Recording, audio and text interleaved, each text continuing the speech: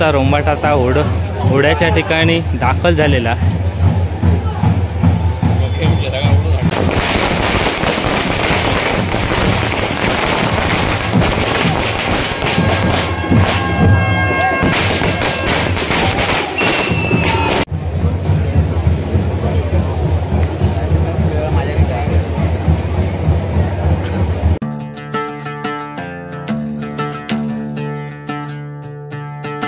आता आपण इलो कुणकेरीमध्ये, कुणकेरी ओढोत्सव या ठिकाणी पाहण्यासाठी आता आपण इलो. आंबेगाव, कोलगाव आणि कुणकेरी असं 3 गावांचं मिळून यो ओढोत्सव असतात.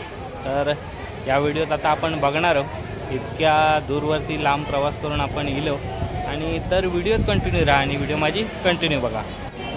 तर शिगम्याक सुरुवात झाल्यानंतर भावई देवी आपल्या मूळ घरी येतात आणि मूळ घरी इल्यानंतर भाविक या ठिकाणी तिच्या दर्शनासाठी खूप गर्दी करतात.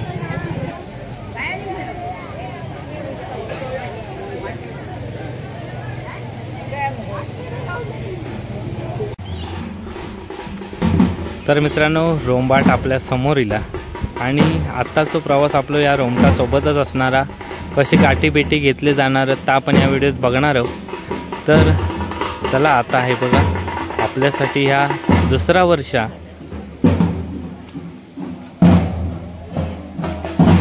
आणि भारी वाटतं इकडे येऊन.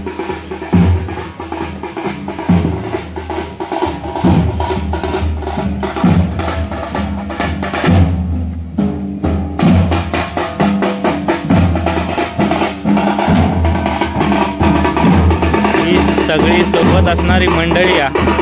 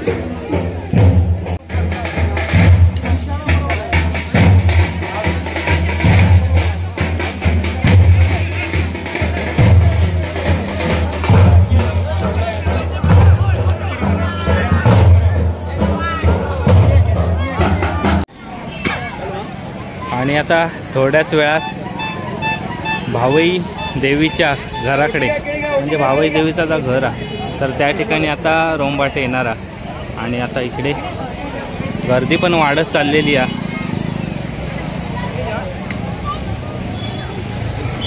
दर्शनासाठी भाविकांची गर्दी पण होत चालली आहे. आणि आता समोरून रोंबाट येणार आहे.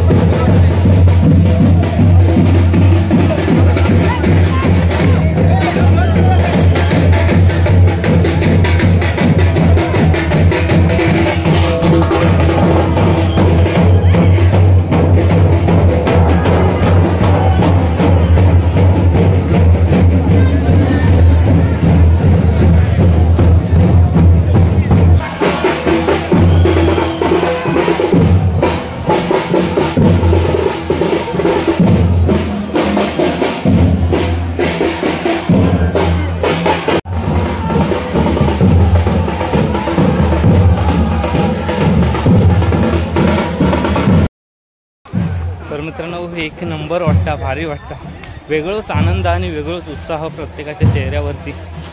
पण गेल्या वर्षी इलेलं आणि यावर्षी पण आपण इलं तर कोकणातील हे परंपरा जपून ठेवणं आवश्यक आहे आणि त्या काम आता परंपरागत चालू असा तर भारी वाटतं. पण आता होड्याच्या ठिकाणी इलो आणि हे बघताच तुम्ही जत्रेचा स्वरूप प्राप्त झाला. दुकानं वगैरे आहेत, खाज्याची पण दुकानं, तर भारी वाटतं. नाही म्हटलं तरी ही जत्राचा कुणकेरीमधली, कारण 3 गावांचो ह्यो उडवा आणि त्याच उत्साहाने साजरं केलं जाता दरवर्षी शिमगोत्सवामध्ये. तर 7 दिवस वेगवेगळ्या प्रकारचे कार्यक्रम असतात.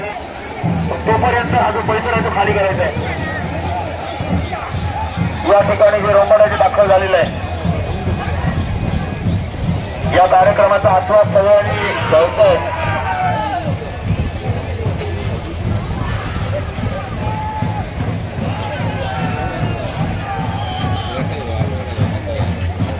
काय वातावरण आहे बघा, जबरदस्त वाटतं, एक नंबर.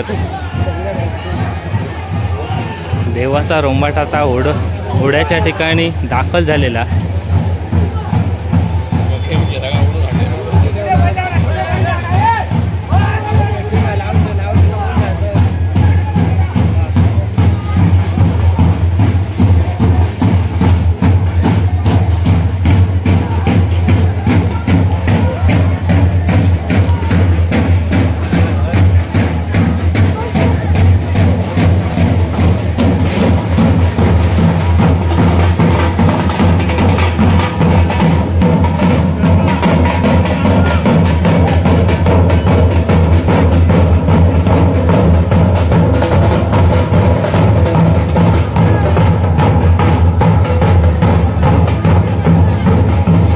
तर मित्रांनो आता आम्ही जरा विसाव्यासाठी थांबलो, म्हणजे देवाच्या रोंबाटाबरोबर पळून हालत बेकार झाली आहे. कामागुम झाले ना, काय कळत नाही. मग काय कामागुम झाली आहे.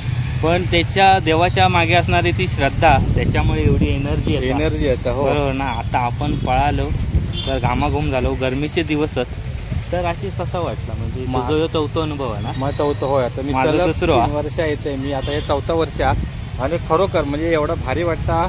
म्हणजे देवांसोबत फिराक, म्हणजे त्या रोमट्याबरोबरची धावपळ करून मजा येतात ना, कशातच नाही. नंतर मग ते देवाचे अवसर ज्यावेळी म्हणजे अजून एक आंबेगावचे जे लिंगक्षेत्रपाल देव असतात ती आणि भाऊई देवी, तर ही भाऊ बहीण असत. आणि कोलगावचं कलेश्वर पण भाऊ बहीणच असं, म्हणजे 3 जण भावंड असत. तर आंबेगावचं क्षेत्रपाल आणि भाऊई देवी यांची भेट होता तो क्षण तर म्हणजे एक नंबर अविस्मरणीय असता. मी फक्त एकदाच अनुभवलं, बाकी 2 ते 3 वेळा, म्हणजे 3 वेळा ऑलमोस्ट माका यावर्षी पण चुकलोच, कारण साईटवरून येऊक माका उशीर झालो. होय, मी दरवर्षी तोच प्रयत्न करतोय की माका ती भेट अनुभवूक मिळत. त्यानंतर मग शेवटला या ठिकाणी आपले जे देवस्वारी असतात, तरंग असतात देवाचे, ते ओढ्यावर चढतात, तो बघूक तर म्हणजे अक्षरशः अंगावर काटो येतात. तर आपण मित्रांनो दिरबादेवीसोबत गेलेलो तेव्हा काय वाटलं ना ता फिलिंग इथल्या लोकांका असता, म्हणजे एनर्जी एवढी कुठनं येताना ता समजत नाही. कारण दिरबादेवीसोबत आपण गणपती मंदिर, देवगड, श्री क्षेत्र कुणकेश्वर पायी चालत गेलो तेव्हा जसं वाटलं ना एनर्जी कुठनं येता या समजत नाही. ताच फील इथल्या लोकांका, तीच एनर्जी आहे त्यांच्या चेहऱ्यावरती आणि तोच उत्साह. तर आता आपण येलो भावई देवीच्या मंदिराच्या समोर आणि आता इकडे थोड्याच वेळात पालखी येणार. पालखी ही भावई देवीच्या घराकडून निघता, ती यासाठी येणार, म्हणजे इकडे येणार आणि त्याच्यानंतर मग होड्याकडे जाणार. तर अशी ही परंपरा हा पालखीचा या ठिकाणी आता आगमन होता.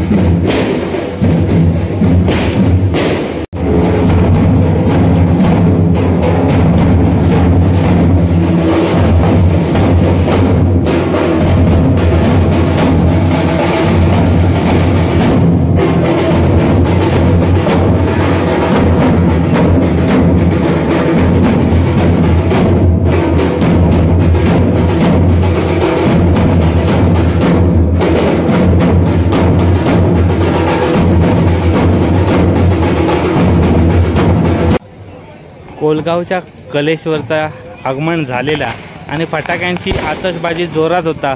ही काही मंडळी ही कोलगावच्या कलेश्वरला या ठिकाणी आता घेऊन येणारा भावई देवीच्या मंदिरात। तर तिकडच्या म्हणजे कोलगावच्या कलेश्वरच्या सोबत पण खूप मंडळी असतात आणि त्यांच्यासोबत असणारी मंडळी आता इकडे भावई देवीच्या मंदिरात येणारा। फटाक्यांची आतषबाजी तर जोरात चालू आहे, एक नंबर जबरदस्त।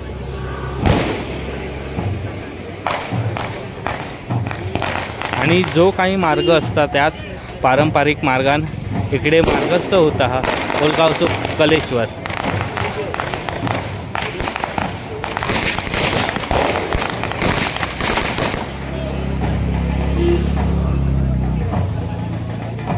आणि तुम्ही मागे बघू शकता की इकडे गर्दी खूप वाढली आहे आणि या भावई देवीचा मंदिर आहे।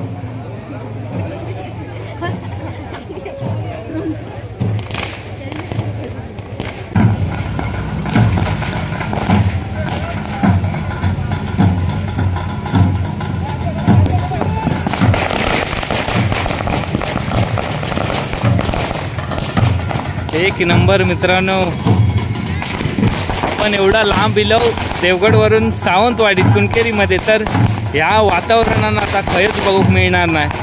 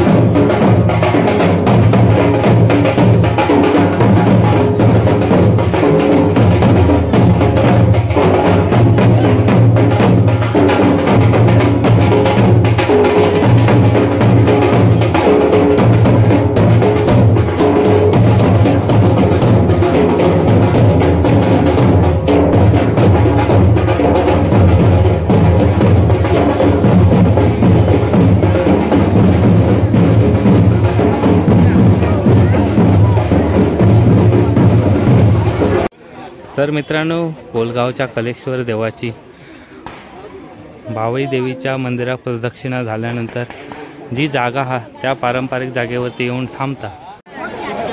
तर आता आपण इलो कुणकेरीच्या होड्याच्या जवळ परत एकदा आपण या ठिकाणी इलो आणि तुम्ही बघतास पब्लिक खूप हा, गर्दी वाढली हा। मगाशी आपण इकडे येऊन गेलो पण एवढी गर्दी नव्हती आणि आता परत एकदा इलो तर खूप गर्दी हा। जिकडे तिकडे माणूसच दिसता, गर्दी दिसता हा आणि श्रद्धा ही भाविकांची असणारी त्याच्या मागची आणि खूप लांबून लांबून या ठिकाणी भाविक येतात हे सगळं अनुभवसाठी। तर आता थोड्याच वेळात इकडे आगमन होणारा देवांचा तर आपण बघणार आहोत।